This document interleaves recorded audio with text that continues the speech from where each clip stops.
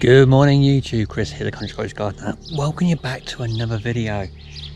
Well, if you haven't guessed, today is going to be the first day of doing just rose pruning, really. Well, I say all day. I could spend all day in this rose garden. This is absolutely fantastic. I'll tell you what, the smells within here, with mixed between the geraniums, rosanna, all of the digitalis which are behind us here, mixed in with all the roses. Oh, it's definitely a sweet, beautiful day. We're already at 19 degrees in mid-June, and I tell you what, it's going to be a stonker. So what I'm going to do is I'm going to work in here, and then I'm going to find some shade before midday. But I've hopefully got a nice little wholesome video for you whilst we do some rose pruning. Let's get on and do a little bit of pruning, have a look at some of the plants, and then we'll have a little chat along the way. If you're new to the channel, welcome. I urge you to subscribe. Those numbers have romped up lately, which is fantastic for me, and I'll continue to make these videos as long as the content is being watched. Anyway, hope you enjoy this one. I'll see you in a moment.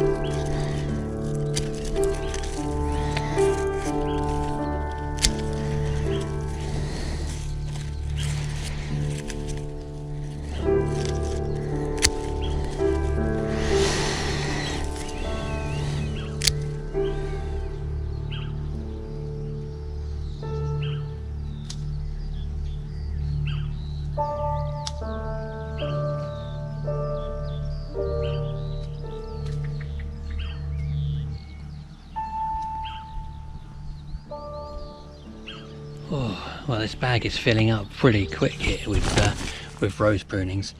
My old nana used to say that get your worst enemy to prune the roses. Of course, she was referring to in the winter time when it was coming due to going cutting back, because sometimes people can be a bit scared of roses. You know, they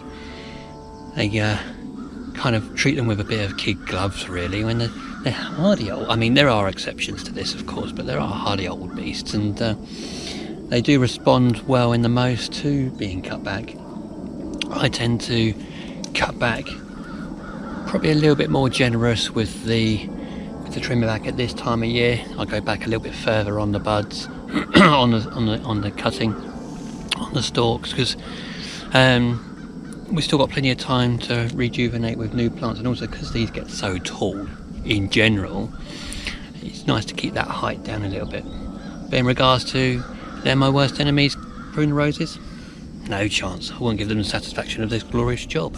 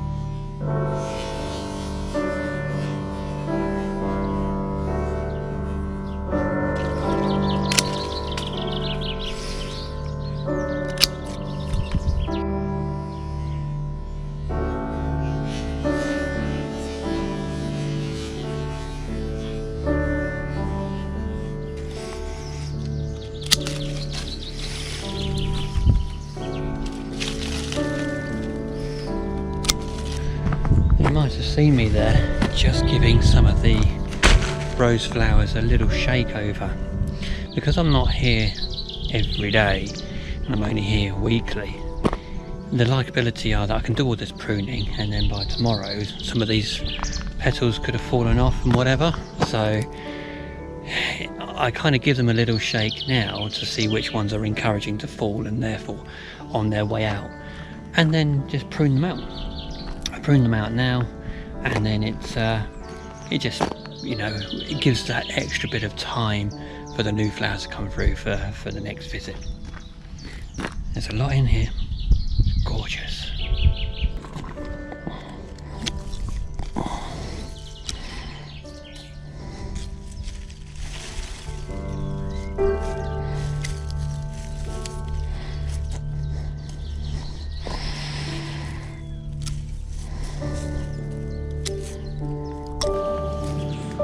Now whilst I work my way through these borders and all the different varieties of roses, you might notice that some, well, I'll be honest, I consciously try and collect all of the rose heads as I'm going and dispose of them, rather than letting them fall on the floor. A lot of these roses in here are micro thorns to thornless, so it makes it a lot more of a delight to work around. But when it comes to collecting the heads and cutting them back, actually picking up the heads is more preferable for me than letting them drop, because it'll always be with your knee or your hand when you're working in the borders at another time, especially in winter and they've had time to dry out, that you'll cop one of those thorns from the more aggressive varieties, shall we say, which tend to be the more Old English roses. They tend to have a lot more aggressive, bigger thorns on them. So I try and pick up all of them. One, because it's tidier. Two, because I don't want to cop the thorn later on. The client is not worried either way. When they come out and they do a little bit of work on the way past, they'll pinch them out and chuck them in the border. That's absolutely fine, you know, there's no issue with that, especially when the borders are so big like this, you can kind of lose them. But bet your last bottom dollar that you'll find it at some point with your knee or hand.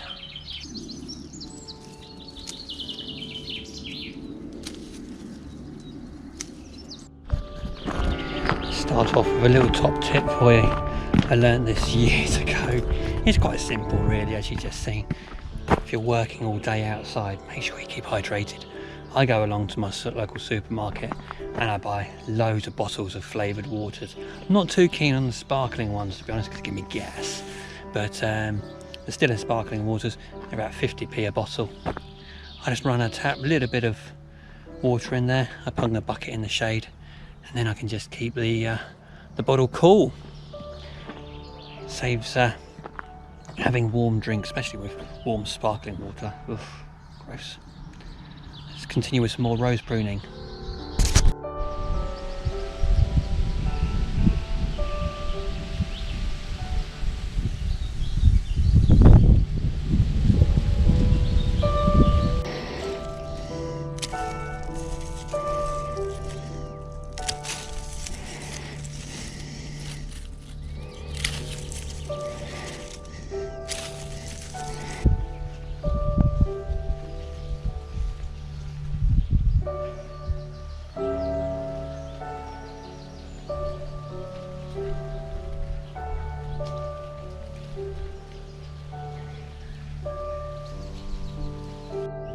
I've been trying for a few minutes to get this moth on camera because it loves these stingers and all this rough area. Look at the gorgeousness.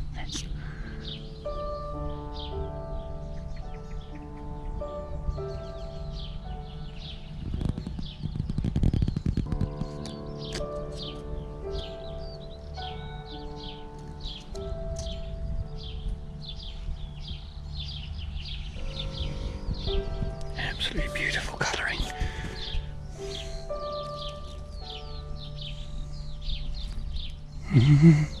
This is exactly what I do. I'm just taking the waist down and I've seen that moth, so I've had a quick Google up Now I'm going to look on the Woodland Trust website, and that's a cinnabar moth. Cinnabar caterpillars absorb toxins from the food plants, and their bright colours warn potential predators that they are poisonous. Flashy moth, which is unmistakable even in flight, look for bright red underwings and black forewings with red markings. Widespread and common across the UK and easily disturbed on a sunny day. Look for in grassy areas, woodlands, gardens and scrubland. From May to August. The yellow and black striped caterpillar are readily spotted feeding on ragwort, often in large numbers. There we are, cinnabar moth. I've got to say, it's probably the first time I've seen it. I remember seeing, I'll tell you something I saw last year out on a walk with the family, is we saw, what was it? It was a wasp spider, and this wasp spider, it was the colours of a wasp, and it was a big bugger, and apparently where are they coming from? South Africa, I think, and they're spreading over this way, a predatory spider, but this thing was as big as my thumbnail, black and yellow. And if ever a spider said piss off, that thing said it. I'll try and throw up an image of that thing. I did get some photos, hopefully I've still got it, but anyway, this is I keep saying, I don't want to sound preachy, but this is why we need areas of scrubland, because this is their habitat. Or as I say, I've got all of that beautiful pollinators down there, and you've got cinnabar moth, which is a day moth. I think some of the elephant hawk moths as well, they're day moths.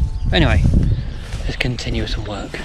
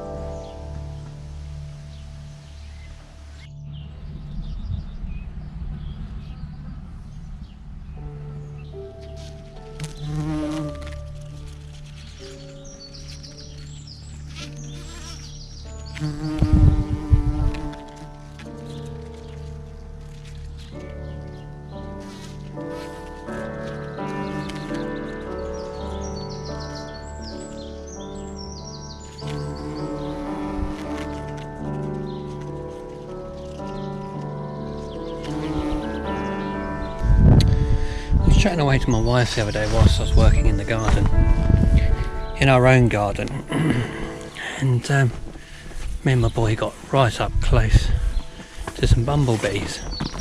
We were watching them, they're actually on some chive flowers, and my wife was saying to us, well, you're a bit brave getting that close to them. I'm like, do you know what, in 10 years being self-employed and working in rose gardens and all this sort of thing, I've never, and you get right up close to them, you know, you're working in borders, you're pretty much cheek to cheek with them at times.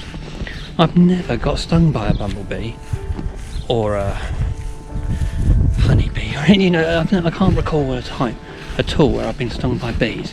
Wasps, yeah, those stripy bastards are indiscriminate, they're just bullies, you know, they've got, especially at the end of the year, once the queen has done her job and whatever, and then they've got nothing left to do, that's when they just go around being little gits and go around stinging everybody. But no, in all that time, oh, got an itch from the elbow. In all that time, never had a bee even attempt to go for me. They just go about their business, and as long as you're not aggressive with them, then what's the problem? Hey, look at this. See the bird of prey? This is the hedgerow that I took out a few weeks ago, where I found that stinkhorn mushroom. Oh, he's going the wrong direction. Oh, please come back round. There's something tickling away down in this grass here as well. There goes a rabbit. It was behind me. I thought it was the other side, but it's a rabbit running there. Anyway, just bringing the rose clippings down here. Should have brought the wheelbarrow really, but I've got the bag of clippings here.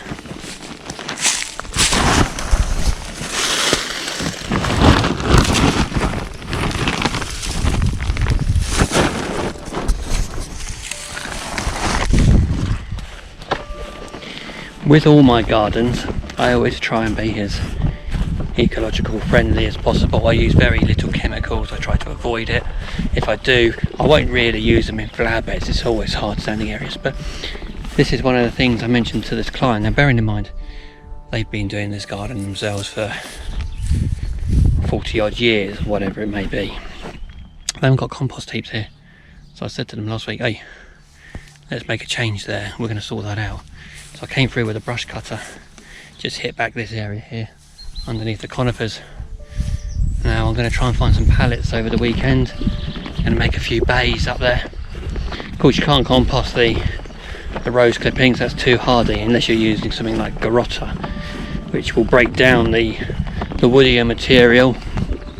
But I'm going to build, I think, well, it's going to be at least 2 bays. I would like 4 ideally.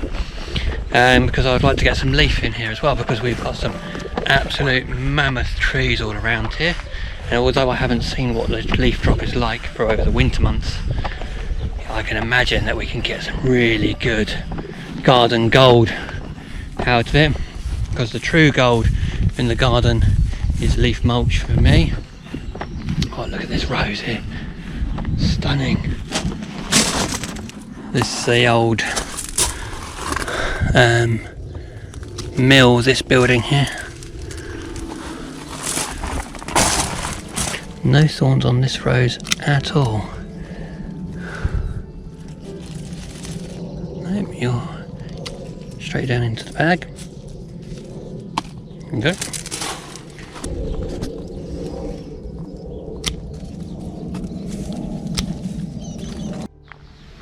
Do have an exception to pruning roses. I mean, like this rambler behind me here.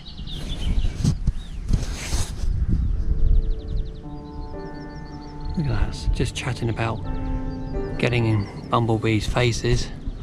Little white tail there, he's not bothered by me at all. Doing his little dance.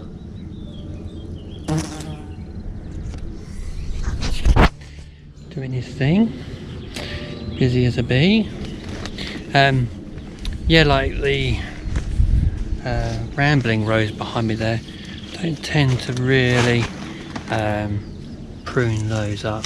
They're a kind of a all at one time type thing. So, say something like the rambling rector, which I've chatted about in one of my other gardens, that will get a heavy prune later on. I have even cut them before with a hedge cutter. In fact, one rose garden that I used to look after, it was a rose garden, not to this extent, but it was a feature in the middle, a sundial in the middle, and it had all lavender, which later on got all replaced with nepeta, and then roses all around it. And literally at the end of the season in winter, woof, cut them back with a hedge cutter. Brutal, but look at this sweet little bee. Tiny little bumble. She's loving that geranium. Can't say as I blame him. Gorgeous, gorgeous.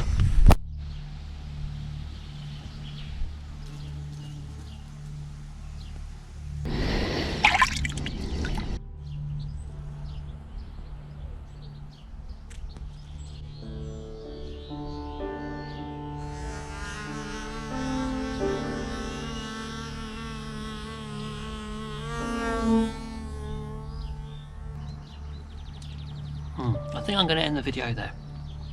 To be honest, there's only so much of the rose pruning I'm sure you want to watch. I tried sharing a few little tips and tricks and just the way that I work my way around the borders, but this is mostly a little wholesome video, nice little relaxed, chilled for you one. Hopefully this has got to be one of the best jobs for me, is rose pruning.